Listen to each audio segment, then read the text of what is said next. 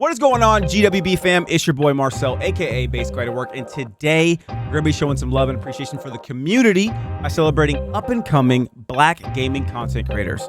They're starting to turn some heads out here. You know what I'm saying? They're dope, they're funny, they're skilled, and just all around entertaining. This is the Shoutout.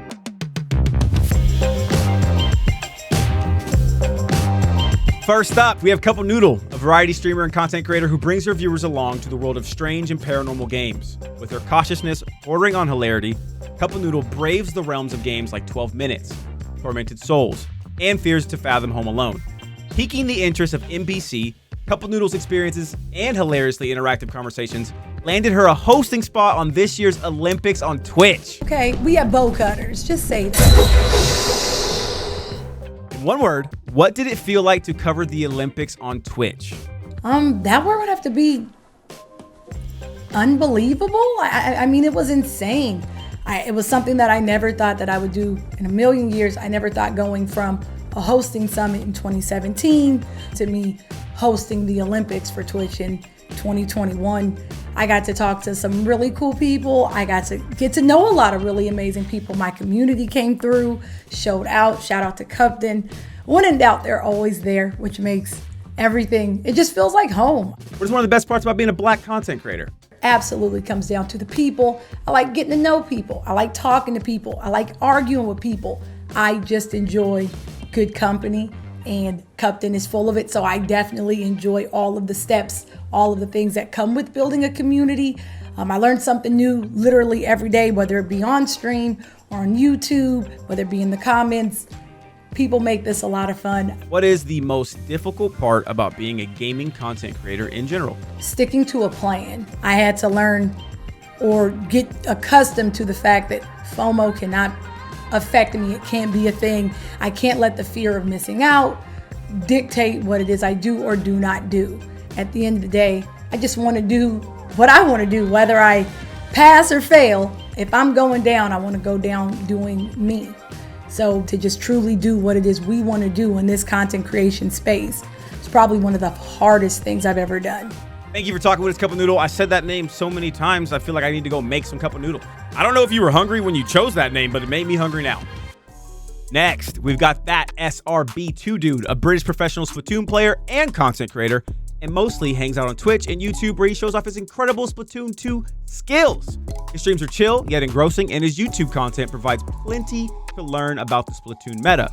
If you want to learn how to get your squid on with the best of them, give this guy a watch. What would you say is the most difficult part about being a gaming content creator in general? Content creation is extremely fun, and you know, for a viewer at first glance, it may look like the greatest thing on earth, and honestly it is. It's great to be able to make anything that you want to make. But as a streamer and content creator that is doing everything themselves, the amount of work and how hard it is, it's a lot. You need to be able to learn how to edit your own videos. You need to learn how to make your own thumbnails. You also have to stream. Going through a 4-hour stream VOD just to like take little clips out and put it together and make a little video, like, has always been fun to me, despite it being difficult. What was your favorite game? So I have a lot of favorite games during my time, especially when I was young, but Sonic Advance, it was on the Game Boy Advance. I remember there used to be a time where my brother used to speed run through levels on the game and had basically a time attack. But just speed running through it was just, you know, something that was just really cool that I used to do. Your boy was pretty fast. I mean, I'm just saying, Neo Green Hill Zone, my fastest time attack was like 27 seconds, and it was just like... So what drew you to mastering Splatoon 2 instead of other popular games? The thing that makes Splatoon such a breath of fresh air is gyro control aiming. With gyro, your controller is the mouse. And on top of that, you have your weapon, and you know, your weapon is basically everything. Your weapon is how you gain map control. Your weapon is how you use movement. The movement in the game is so quick, and your weapon is your own ammunition. You recover your ammunition by going inside your ink. You go into the ink for your own movement. Like, there's so much to it. Splatoon 2 might be just a little bit too messy for me, but we'll see, bro. I think it's about to get real spooky with our next creator. Oh, it's RobinM. She's a horror game fanatic, taking her viewers into dark and sinister worlds every time she streams. A self-proclaimed lover of all things creepy, spooky, gory, and horrifying, you can catch her playing plenty of indie horror games, diving into cold cases, and breaking the tension with some laughs along the way. I think they want to kill me. How do you write a note saying that you think someone wants to kill you, but you don't emphasize on who wants to commit the 187? That's stupid as hell. What is one of the best parts about being a Black content creator? My favorite, like absolute favorite part of being a Black content creator has got to be the love that I receive from the Black community. I have had a lot of Black women approach me and say how I have encouraged them to go into streaming as well, how they even look up to me. I am just grateful and surprised. What would you say is the most difficult part in general? Obsessing over numbers. And I think a lot of content creators fall into that trap. You may have a good week on your platform, on your socials, and then the next week might not be that great. And I think we all have had a time period where that has happened and we've kind of beat ourselves up about it. Maybe thought, okay, maybe we're not doing enough. Maybe what I'm doing isn't good enough. But I have personally learned to kind of go with the flow and not pay attention to numbers, because at the end of the day, the people who support me are going to be around regardless, and numbers really don't mean anything. What was your favorite game? Tekken. And the reason why it's Tekken is it is the very first game that I can remember playing, and it is a game that I played with my father. Lovely talking to you, Robin. I'll make sure to watch your streams like underneath all the covers with the lights on, you know what I mean, midday. We'll see what happens. Last but certainly not least, Christology, a variety streamer who's built an audience from her amazing attitude and cheery streams. She plays everything from Valorant, the Yakuza series, and Mario Kart, and is always up for a lively chat with her followers. Nah, get his ass! He's right here, officer! So what is one of the best parts about being a Black content creator?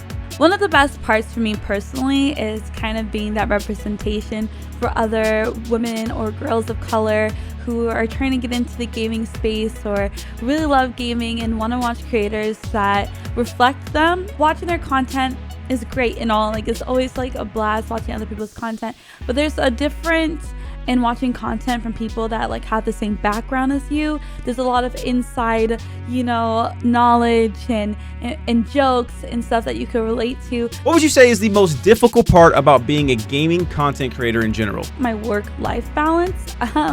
It's really easy to work every single day. Gaming as a job is always super fun, so the work doesn't really seem like work. But in reality, it is, and if you do too much of it, you will burn out. I've been trying to take steps away from working, you know, trying not to edit every single day or trying not to, you know, constructively think about what I'm gonna post on Twitter or, you know, Instagram, and actually take a day off. Not only like working on like editing or streaming or recording, but also a day off of social media just in general, for my mental health, so that I'm able to really recuperate myself and prepare myself for a good week's worth of work. What was your first video game? GTA, San Andreas specifically. That is kind of like the one game that I originally fell in love with and started playing over and over and over and over again when I was younger on the PlayStation 2. I would go over to my aunt's house and she'll like let me play on hers, and we had like a paper with all the cheats written down, and honestly I didn't play through the story at all. I was simply picking up, you know, the ladies of the night and driving them off bridges. It sounds really, you know, crazy, but you know, if you don't run people over on GTA and cause mass destruction, what are you doing? Are you playing the game right? I don't think you are. Yeah, you're right. There was only one way to play GTA, and you did it perfectly. So there you have it. Incredible Black content creators who you should be checking out right now. I know the GWB team is so hyped to see what they do next, and to everyone else out there, we encourage you to keep grinding, keep creating, and sooner or later, we'll be shouting you out too.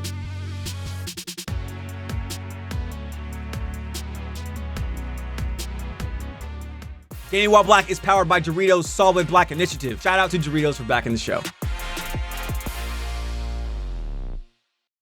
Thanks for watching, guys. Don't forget to hit that like button, subscribe, and that notification bell. And if there's some content creators you want to see a shout out, drop their names down in the comments below. Peace!